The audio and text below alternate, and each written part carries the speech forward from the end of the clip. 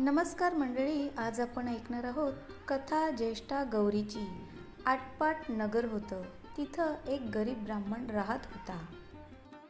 पुढं एके दिवशी काय झालं, भाद्रपद महिना आला. घरोघर लोकांनी गौरी आणल्या. रस्तोरस्ती बायका दृष्टीस पडू लागल्या, घंटा वाजू लागल्या. हे त्या ब्राह्मणाच्या मुलांनी पाहिलं. मुलं घरी आली. आईला सांगितलं, आई आई आपल्या घरी गौर आण. आई म्हणाली, बाळांनो, गौर आणून काय करू? तिची पूजापत्री केली पाहिजे, घावन घातल्याचा नैवेद्य दाखवला पाहिजे आणि आपल्या घरात तर काही नाही. तुम्ही बापाजवळ जा, बाजारातलं सामान आणायला सांगा.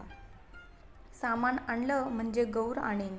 मुलं तिथून उठली, बापाकडं आली. बाबा बाबा बाजारात जा, घावन घातल्याचं सामान आणा, म्हणजे आई गौर आणेल.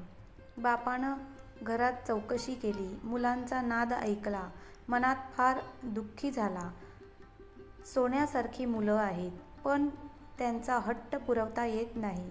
गरिबापुढं उपाय नाही, मागायला जावं तर मिळत नाही, त्यापेक्षा मरण बरं म्हणून उठला. देवाचा धावा केला, तळ्याच्या पाळी गेला. जीव द्यावा म्हणून निश्चय केला. अर्ध्या वाटेवर गेला. इतक्यात संध्याकाळ झाली. जवळच एक म्हातारी सवाशीण भेटली. तिनं त्याची चाहूल ऐकली. कोण म्हणून विचारलं. ब्राह्मणानं हकीकत सांगितली. म्हातारीनं त्याचं समाधान केलं. बोधाच्या 4 गोष्टी सांगितल्या. ब्राह्मणानं म्हातारीला घरी आणलं. बायकोनं दिवा लावला, चौकशी केली. पाहुण्याबाई कोण आणल्या म्हणून विचारलं. नवऱ्यानं आजी म्हणून सांगितलं. बायको घरात गेली आणि आंबिलाकरिता कण्या पाहू लागली. तो मडकं आपलं कण्यानं भरलेलं दृष्टीस पडलं. तिला मोठं नवल वाटलं. ही गोष्ट तिने आपल्या नवऱ्याला सांगितली. त्याला मोठा आनंद झाला. पुढे पुष्कळ पेज केली. सगळ्यांनी पोटभर खाल्ली. सगळीजण आनंदानं निजली. सकाळ झाली तशी म्हातारीनं ब्राह्मणाला हाक मारली. मुला मला न्हाऊ घालायला सांग म्हणून म्हणाली. घावन घातलं देवाला कर, नाही काही म्हणू नको, रडगाणं काही गाऊ नको. ब्राह्मण तसाच उठला, घरात गेला. बायकोला हाक मारली. अगं ऐकलंस का? आजीबाईला न्हाऊ घाल असं सांगितलं. आपण उठून भिक्षेला गेला. भिक्षा पुष्कळ मिळाली. सपाटून गूळ मिळालं. मग सगळं सामान आणलं. ब्राह्मणाला आनंद झाला. बायकोनं सर्व स्वयंपाक केला. मुलं बाळं सुद्धा पोटभर जेवली. म्हातारीनं ब्राह्मणाला हाक मारली. उद्या जेवायला खीर कर म्हणून सांगितलं. ब्राह्मण म्हणाला, आजी दूध कोठून आणू? तशी म्हातारी म्हणाली, तू काही काळजी करू नको. आता उठ आणि जितक्या गाई म्हशी पाहिजे असतील तितके खुंटे पूर, तितक्यांना दावी बांध. संध्याकाळी गोरज मुहूर्तावर गाई म्हशींची नावे घेऊन हाका मार, म्हणजे त्या येतील. तुझा गोठा भरेल.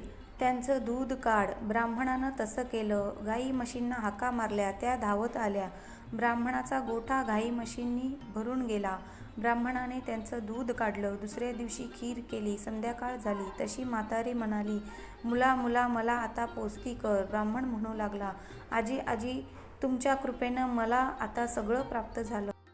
आता तुम्हाला पोस्ती कसे करू?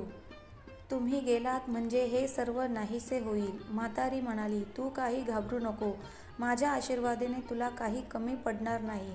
ज्येष्ठा गौर म्हणतात ती मीच. मला आज पोस्ती कर. ब्राह्मण म्हणाला, हे दिलेलं असंच वाढावं असा काही उपाय सांग. गौरीनं सांगितलं, तुला येताना वाळू देई. ती साऱ्या घरभर टाक.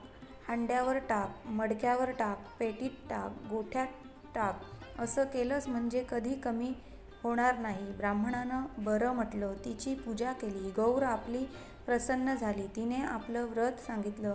भादव्याच्या महिन्यात तळ्याच्या पाळी जावं. 2 खडे घरी आणावे. ऊन पाण्यानं धुवावे. ज्येष्ठा गौर व कनिष्ठा गौर म्हणून त्यांनी स्थापन करावी. त्याची पूजा करावी. दुसरे दिवशी घावन गोड, तिसरे दिवशी खीर पोळीचा नैवेद्य दाखवावा. सवाष्णीची ओटी भरावी. जेवू घालावं. संध्याकाळी हळदी कुंकू वाहून बोलवण करावी, म्हणजे त्याला अक्षय सुख मिळेल, सतत संपत्ती मिळेल. ही 60 उत्तराची कहाणी. 5 उत्तरी. देवाच्या दारी गाईच्या गोठी पिंपळाच्या पारी. सुफळ संपूर्ण.